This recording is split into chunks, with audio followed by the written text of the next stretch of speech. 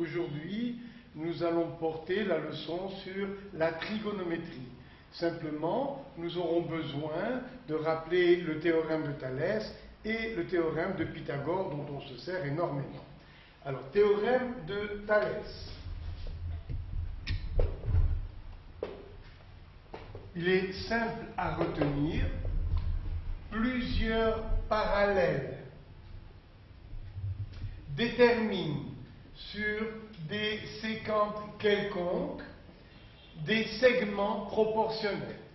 Alors regardez, plusieurs parallèles déterminent sur deux séquentes quelconques des segments proportionnels. Ici, j'ai les intersections A, B, C, E. Et là, sur l'autre séquent, les points images A', B', C' et D'. Regardez comme le théorème de Thalès est simple. Je le répète, plusieurs parallèles déterminent sur des séquences quelconques des segments proportionnels. Ça veut dire que AB, la longueur de AB sur la longueur, par exemple, de BE, AB sur BE, égale le même rapport avec les points images, c'est-à-dire égale A'B' sur B'E'. Lesquels segments choisir? Eh bien, tout dépend des exercices. En tout cas, voilà comment se présente le théorème de Thalès. Plusieurs parallèles déterminent sur des séquences quelconques des segments qui forment des proportions. Et si jamais, maintenant, nous avons les deux séquences ici, et voilà la parallèle. La parallèle qui manque, c'est celle qui passe par l'intersection de ces deux droites. Alors, nous avons A, B, C, I et J. Donc, voilà les trois parallèles, bien que celles-ci ne servent à rien. Quels sont les segments? Eh bien, au choix, AI, IB, AJ et JC. Donc, premier rapport, on peut écrire AI divisé par IB. L'essentiel est de rendre égal le rapport image. A est sa propre image. I a pour image J, B a pour image C sur l'autre séquence.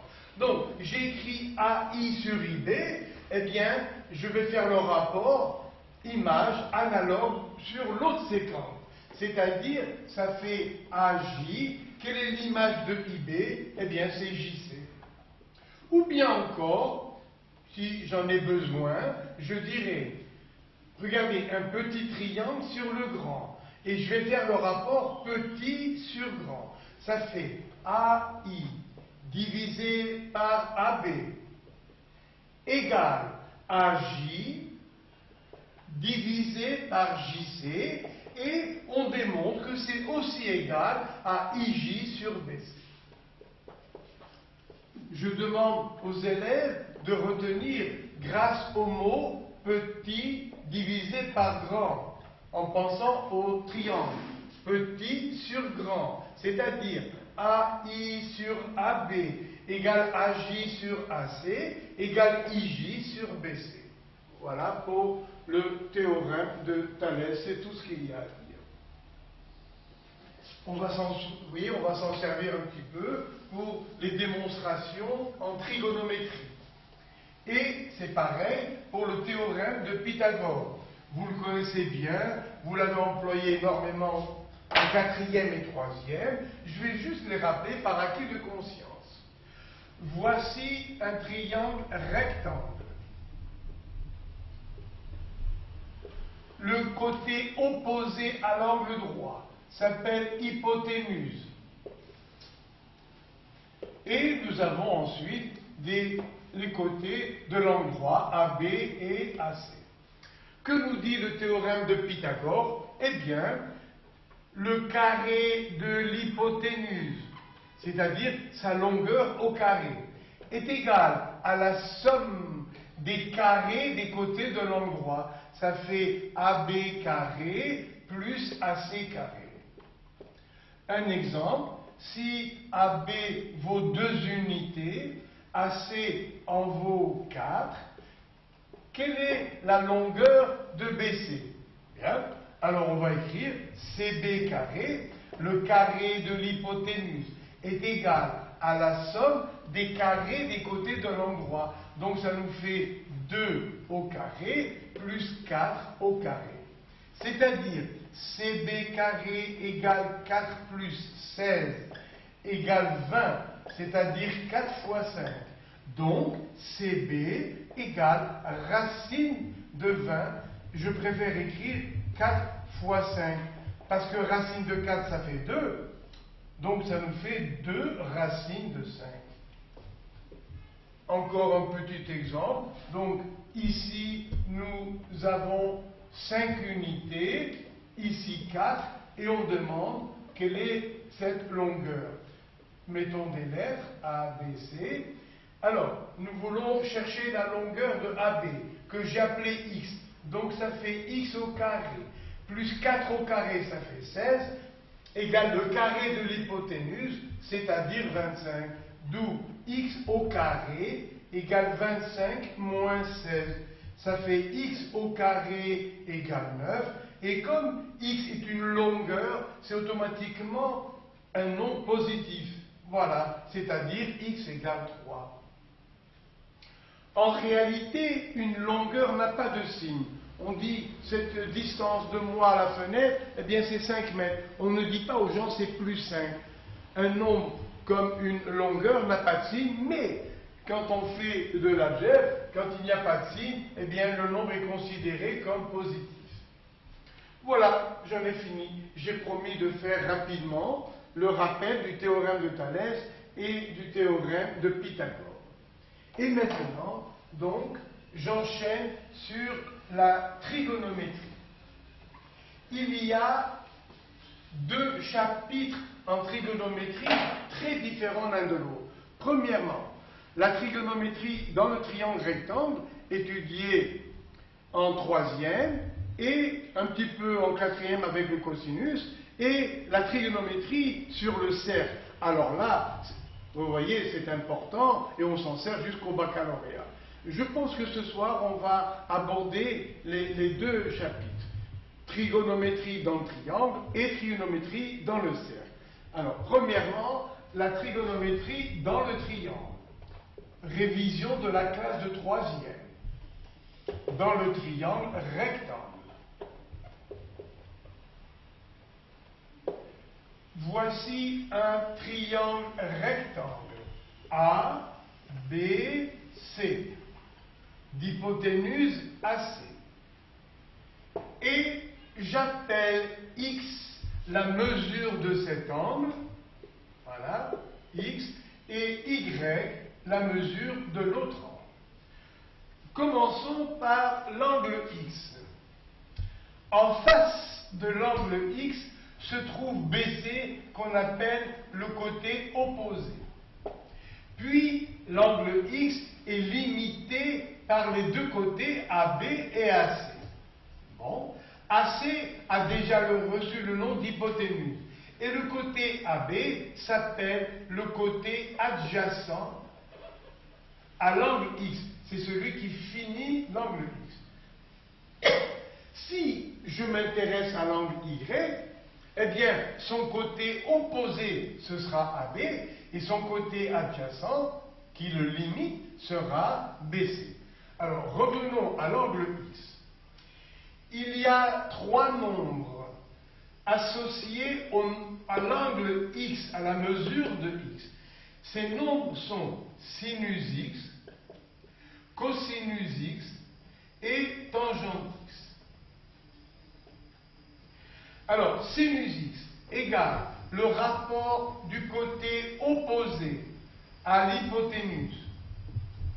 Cosinus X, c'est le rapport du côté adjacent sur l'hypoténuse. Côté adjacent sur l'hypoténuse. Et la tangente, c'est aussi un rapport égal au rapport des longueurs du côté opposé au côté adjacent. Donc, sinus, opposé sur hypoténuse. Cosinus, adjacent sur hypoténuse.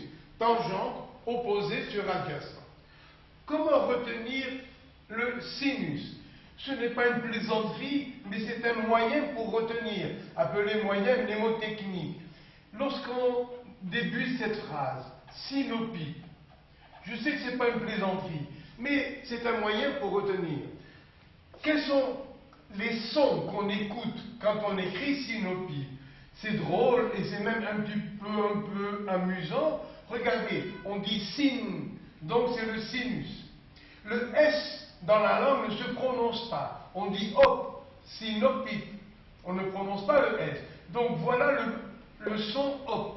Et ça finit justement par I, c'est-à-dire hypoténuse. Ça peut vous aider à vous souvenir du sinus. Synopite. On entend sin, hop, hip. Et ça permet donc de retenir ce rapport. Alors ici, ce rapport est égal à quoi? Le rapport des longueurs du côté opposé à la longueur de l'hypoténuse. Ça fait BC sur AC. Cosinus X, eh bien, égal, côté adjacent sur hypoténuse. Ça fait AB sur AC. Et tangente X, opposé sur adjacent. Opposé sur adjacent, c'est-à-dire donc BC sur AB. Maintenant, tout de suite, je vais faire la même chose pour Y. Où est sinus Y? Sinus Y égale opposé à Y sur hypoténuse. Donc sinus Y égale AB sur AC. Le voilà. Donc ce rapport, c'est sinus de Y. Où est cosinus Y? Eh bien, c'est le rapport avec les mots adjacents sur hypoténuse, c'est-à-dire BC sur AC. Le voilà. Donc ça, c'est cosinus de Y. Et les deux angles aigus d'un triangle rectangle, on l'a dit au précédent cours, les deux angles aigus sont complémentaires. Rappelez-vous, j'ai dit ça tout à l'heure, complémentaire, ça fait 90. X et Y, donc, sont complémentaires. Et que remarquons-nous? Que le sinus de l'un est égal au cosinus de l'autre. Des exemples chiffrés. Le sinus, par exemple, de 50 degrés, c'est aussi le cosinus de l'autre, c'est-à-dire de son complément. Ça fait donc 40 degrés pour faire en tout 90. Encore. Sinus 70 degrés égale cosinus du complémentaire. C'est ce qu'il faut ajouter pour faire 90, c'est-à-dire 20 degrés. Encore. Cosinus 80 degrés égale le sinus de son complément. Vous voyez, de son complémentaire, c'est-à-dire 10 degrés, etc., etc. Cosinus 75 degrés égale sinus de 15 degrés. Je ne vais pas les écrire tous, bien sûr. Alors, donc, lorsque deux angles sont complémentaires, le sinus de l'un est égal au cosinus de l'autre. Voilà. Et pourquoi pas, à quoi est égal tangente Y? Alors, tangente de Y, c'est côté opposé sur côté adjacent. Ça fait AB sur BC. AB sur BC. Regardez maintenant. 4 divisé par 3. Si j'en ai besoin, je